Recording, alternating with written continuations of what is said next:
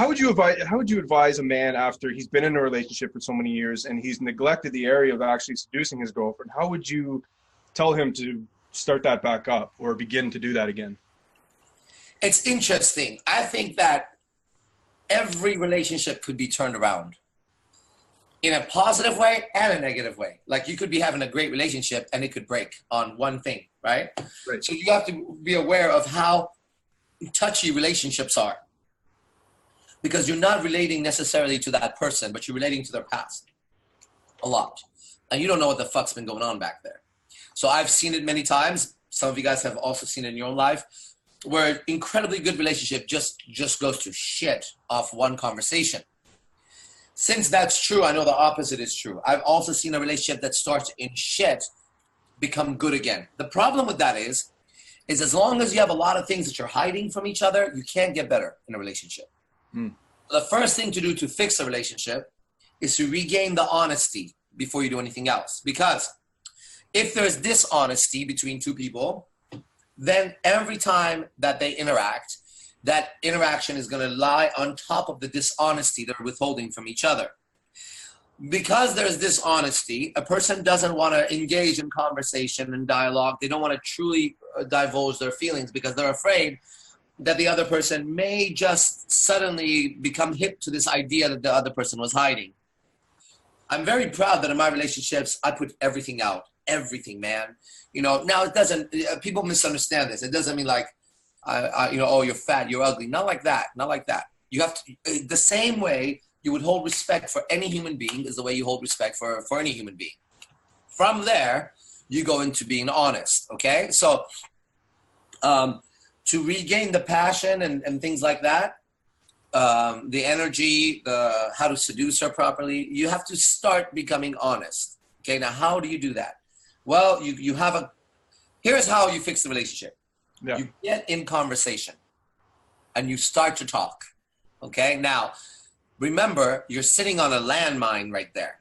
So shit's probably gonna blow up. That's the difficult part, is that shit will blow up. Now, if somebody or something is worth it, you'll go through it. That's what I keep telling people. Well, people is what? I tell my girlfriends this. You don't want anything to be just so easily handed to you. So the best relationships are the ones you worked at for so long. Like, do you want to throw that away after all that work you did? Because I tell you, the next guy or the next girl you're going to deal with will have those problems. Right. You just happen to know this person better. You also know their strengths and things like that, right? We're under the delusion, right? The grass is greener on the other side. Yeah, no, it's not. Very, very rarely do you transition from one relationship to a better relationship unless you yourself have evolved from the last relationship. Then when you get into a new relationship, what happened is, it doesn't matter who the other person is, you're a better person. So you're more equipped to deal with people's bullshit. Yeah. And a relationship is dealing with people's bullshit. Okay, now look, I'm not a saint in this thing. I'm just very good at playing my cards. Okay, life is a game. And I'm very good at playing the cards of a relationship. I'm so good at playing the cards of a relationship, I could get anybody to do anything. I know this, okay? However, I have my bullshit too.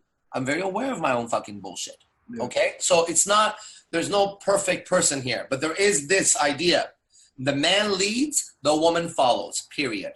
So that means if you're a woman and you don't want to follow, leave. If you're staying, follow, if you want the relationship to work. Okay, I don't stand for arguments. Especially now, my girlfriends know. I mean, it's just like, fuck this, right? Fuck this. Don't even, I have no time. I'm about to become wealthy again. I was broke, then wealthy, then broke. Now I'm going to become wealthy again. So now I'm putting together, once again, my focus on really doing business properly. In order to do something like this, I can have no distractions. I can have no arguments. If I have 5 girlfriends, I can't even think about them telling me anything that I have to engage in a fucking back and forth with. I'm going over here. You want to follow? I guarantee you the pot of gold at the end of the rainbow. I promise you on everything I have, I'm going to get this thing, right? But here's what you're not going to do. You're not going to fucking get in my way. Not you, not him, not her, not God, not the devil. Nobody's getting in my way. I'm going to get what I'm here for. So I'm on a new level of focus, on a new level of sharpness, okay? And here we go. Obviously, as well, you don't know, it's not obvious to you, but I'm not smoking weed tonight, right? No. Why? Is weed good or bad? It's just symbolic in my case. Okay? There's been no weed today inside my system, and that's okay. Doesn't mean I won't smoke it later or tomorrow, but it just means that I decided today was going to be the first day where I'm going to go forward again in the spirit that I've had for a long time. But it's been suppressed, squashed, right? If you're nice to people for a long time, they start thinking that your dick is limp. And it's not. I'm going to fuck this fucking world like it hasn't been fucked yet. Watch what I'm about to do.